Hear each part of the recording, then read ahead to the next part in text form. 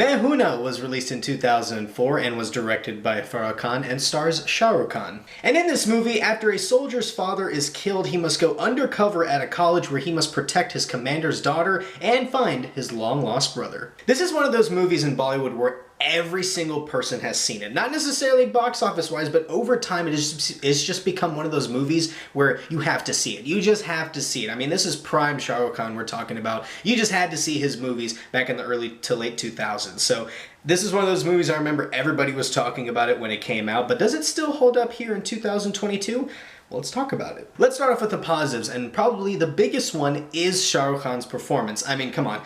Even though the supporting cast is very well done, this is still a one-man show. This is really a movie surrounded by one character. Shah Rukh Khan's character has to work for the entire movie to work, and he does it very well by playing Major Ram, this very sympathetic character that's super heroic, but then he plays that character that's super out of his element by going back to college and being older than everybody. It's a fun premise and a good story, and I liked that Shah Rukh Khan, this is actually one of his better performances that I actually really like, so he definitely is the biggest positive of this movie. I mean, it's really interesting to see one scene where he plays the soldier and he's torturing somebody to get information, and then right in the next scene he's trying to learn how to dance from his college friends and he's acting all goofy and stuff. So, I mean, Shah Rukh Khan pulled it off very, very well, and he makes Major Ram one of the most interesting characters in Bollywood history. And like I was saying, the supporting cast is really good. I mean, this is just Bollywood 101. It just seems like in the early to late 2000s, every single Bollywood movie was just a mix of everything. Action, drama, romance, comedy. It just had everything put together. And I mean, this is one of those movies where it's a prime example of it coming together very well. I think Bomin Irani is probably the funniest character in this movie. He plays the forgetful principal where he's mixing up major, captain, commander, all that stuff. He's mixing up days. When it's prom, he's like, oh, it's sports day. And when it's sports day, he's like, oh, it's graduation day. So it's just fun stuff like that. And I think Satish Shah, hopefully I'm saying his name right,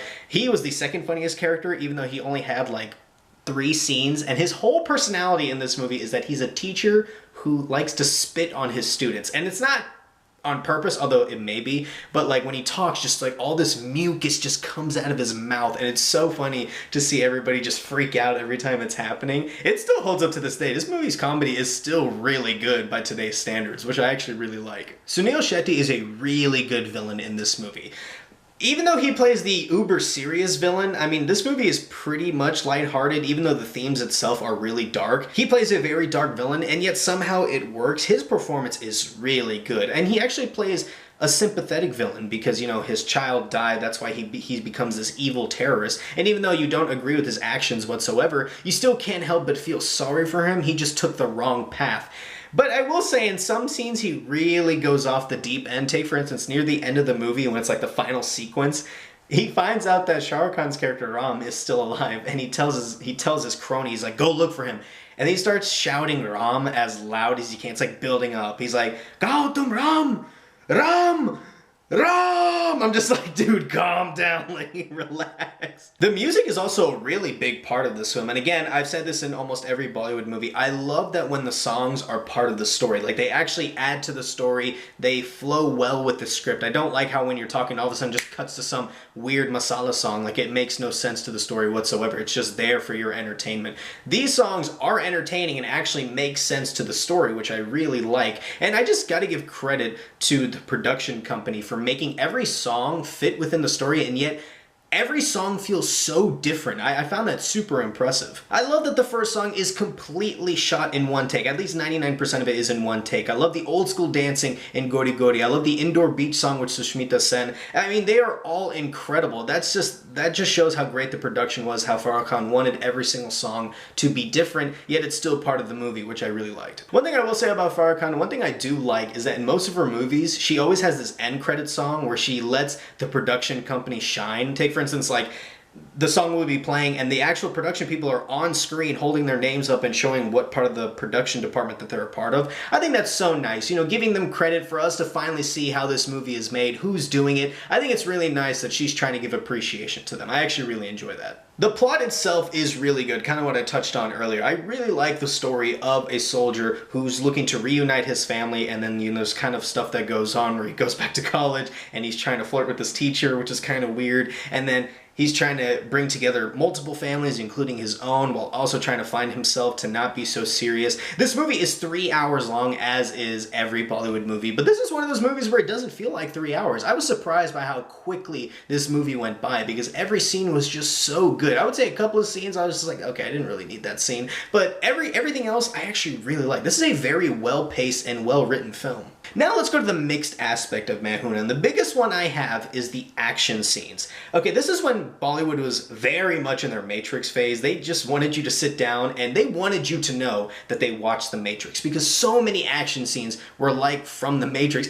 They even went meta with it and even said the movie Matrix in the movie just to show you that, haha, see, we watched the Matrix, you know what's going on, who cares? There's one scene, it's my favorite out of it because I couldn't stop laughing at how unrealistic it was.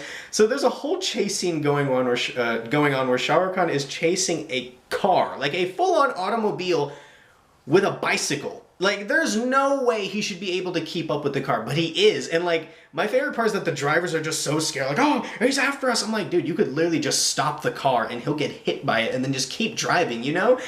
It's so weird and out of place for these action scenes, especially in this movie, but somehow it works because the whole movie itself is really over the top. I mean, Bollywood movies are very much over the top when they want to be, and the action scenes actually fit despite how crazy they are. That's why I'm kind of mixed on it. It's because I know they're over the top. I know they're ridiculous, but they fit for this movie, and I wouldn't want it any other way. I have one negative for this movie, and it's a big one. It actually drags this movie a lot.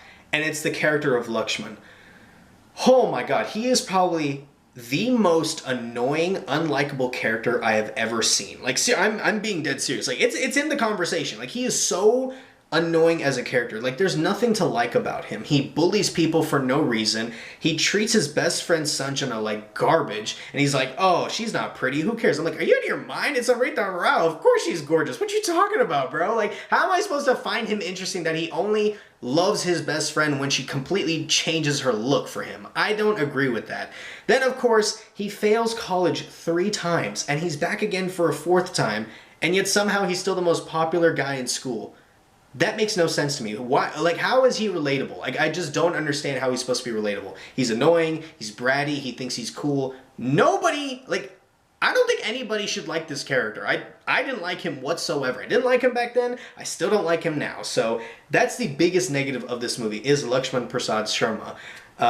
He very much drags this movie down a lot. However, despite Lakshman being a complete horrible person, this movie is still a classic. It still holds up to this day, which I very much appreciate. It's a good movie, great performances, good story. I'm gonna give Mehuna an A. Even though, yes, Lakshman is a terrible character. This movie is so much nostalgia filled for me that I just have to give it an A. It is my opinion, it's still an enjoyable film, and it is very much rewatchable. Guys, thank you so much for watching this video. If you like this video, please like, share, and subscribe. I'll see you next time.